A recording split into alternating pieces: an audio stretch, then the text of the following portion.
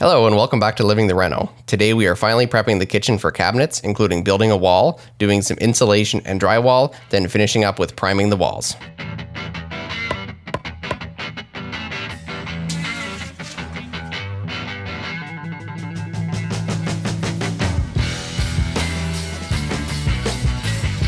Since the last video where we put in all of our rough-in wiring for a kitchen, we had our rough-in inspection and passed with no problems.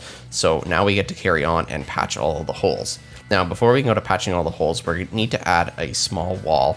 If you guys recall on the first video of this series, if you guys want to check that out, that's about planning our kitchen.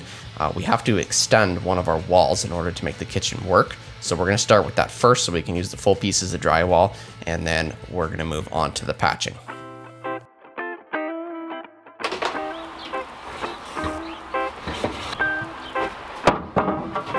So to go about building this extension wall, we took the width of the wall minus an inch for the 2 sheets of 1/2-inch drywall.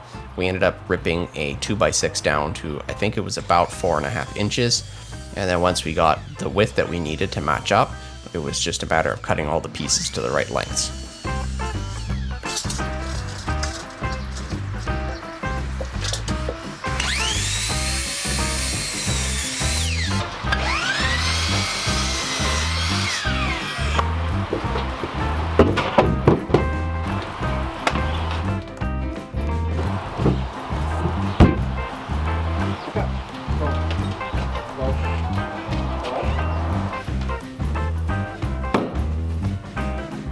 Now it's just a matter of putting all these pieces together. I'd have to say this is the smallest wall that we've ever had to build for any of these kind of renovations, but it made the biggest impact on the kitchen. And it ended up being about just under a foot, basically extending that previous wall that was already there. But it made a huge difference because it's basically the extra space between the island countertop and the other side of the countertop. So it gives us more room to fit everything and additional cabinets on the other side as well.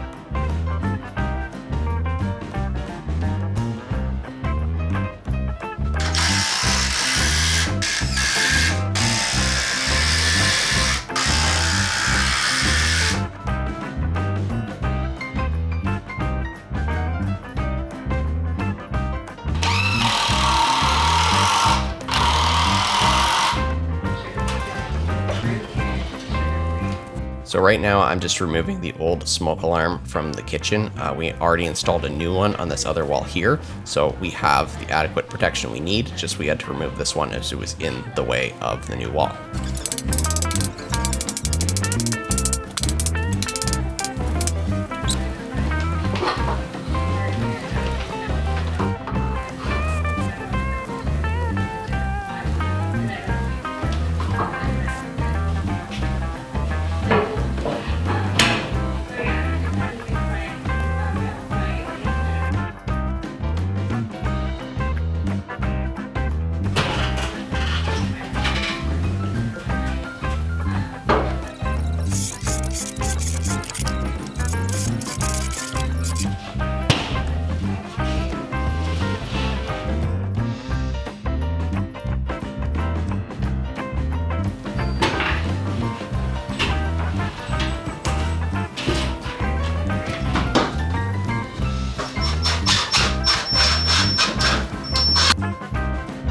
The ongoing challenge in this place is all of the walls are so uneven, and so what we decided to do here was screw in the drywall first before we attached the actual wall into place, and that way we could use the level there, as you saw, as a straight edge to make sure it's flat for the cabinets to fit. The other side of the wall is just going to be a corner in the hallway, so if it's not 100%, it's not a big deal, but it makes more sense to make sure that this side is as close to perfect as we can get.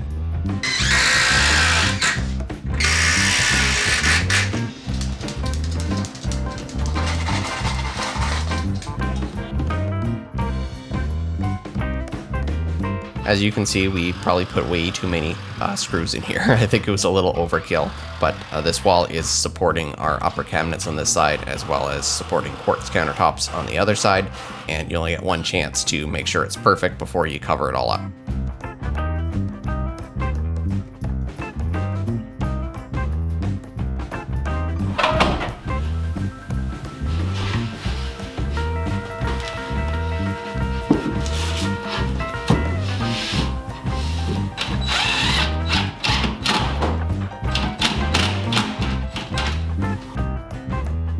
So as you can see here, the wall already stuck out from the wall originally, and we're just extending this. So it kind of actually makes this corner a little bit more useful. You can actually put a little piece of furniture in here, and it's not so awkward. It's sticking out a few inches. And here we put on some metal corner bead, as it's going to be a high traffic corner here.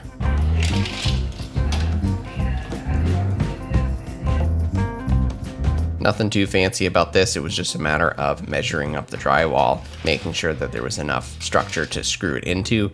And so it was supported on all sides, and cutting out the existing electrical box here and just patching it all together.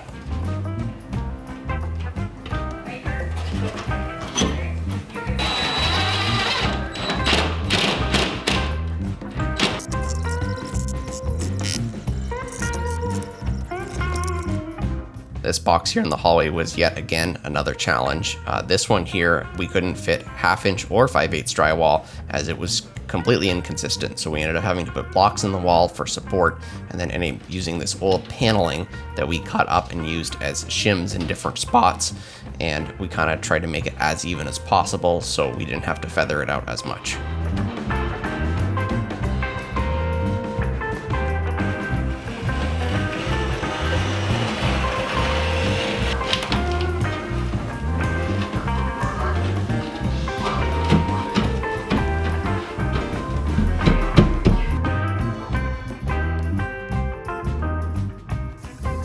So here we're using a circle saw to cut out a circular puck in order to install it into the ceiling where the old light fixture was. Since it was already a round hole, we figured we'd just use a round plug to fill it.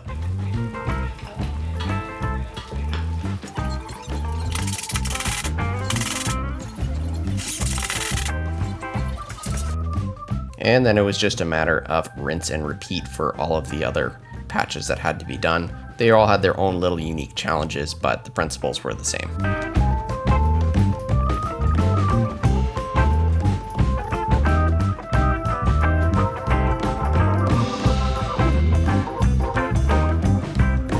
And yet another curveball.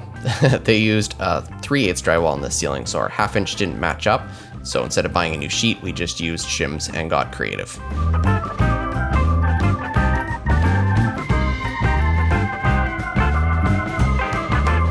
As far as this exterior wall goes, they had fiberglass insulation with a paper face on it, and you can't actually purchase that here because that's no longer code in this northern climate. So we ended up using rock salt and this heavy duty vapor barrier here, which is to code now, but unfortunately we couldn't do the entire wall, so we just did the best we could with these small patches to make it work.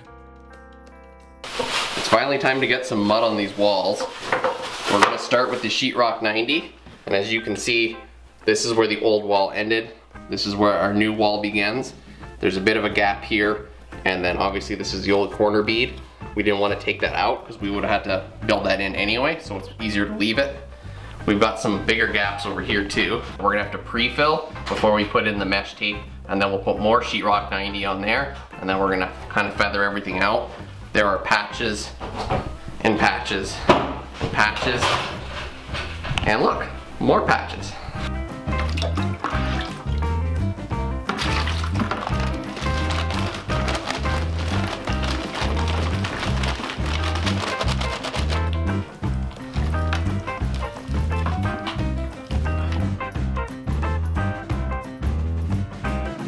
We would like to just take a moment and thank all of our current subscribers. At the time of editing this, we are at 71 subscribers, so we appreciate each and every one of you. If you haven't already, please do consider subscribing to this channel. We have lots more content like this coming.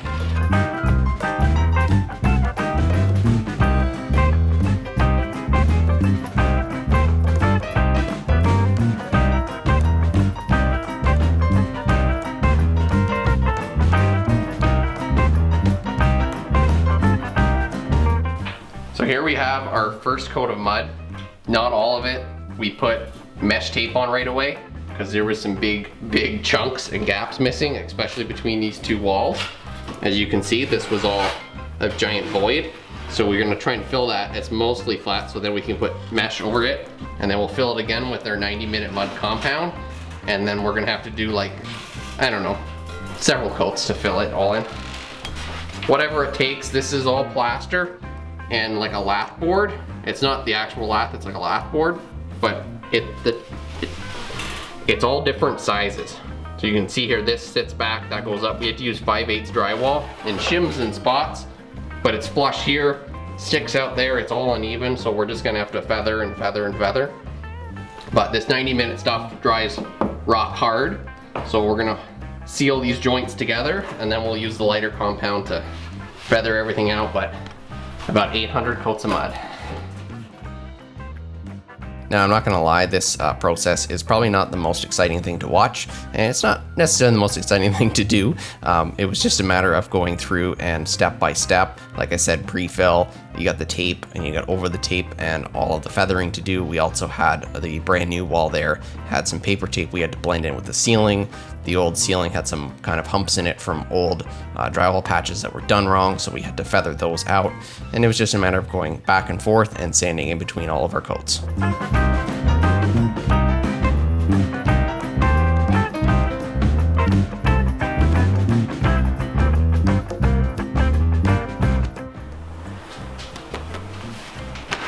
Okay, so we're finally done all the sanding and mudding and sanding and mudding and sanding and mudding.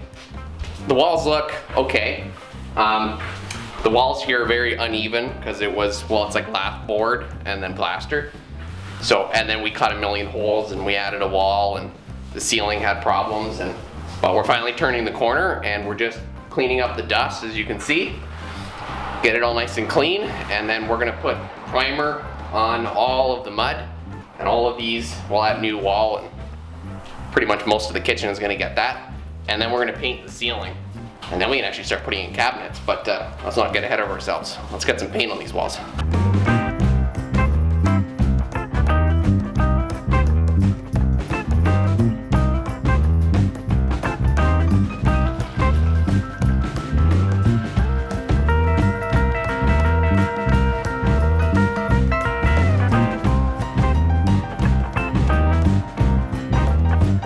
When you're working with new drywall itself and as well as the mud, it's important to seal it with this drywall primer. It's basically more water than anything, but that way when you put on your finish paint, it doesn't absorb into the wall as much and it's an even coverage.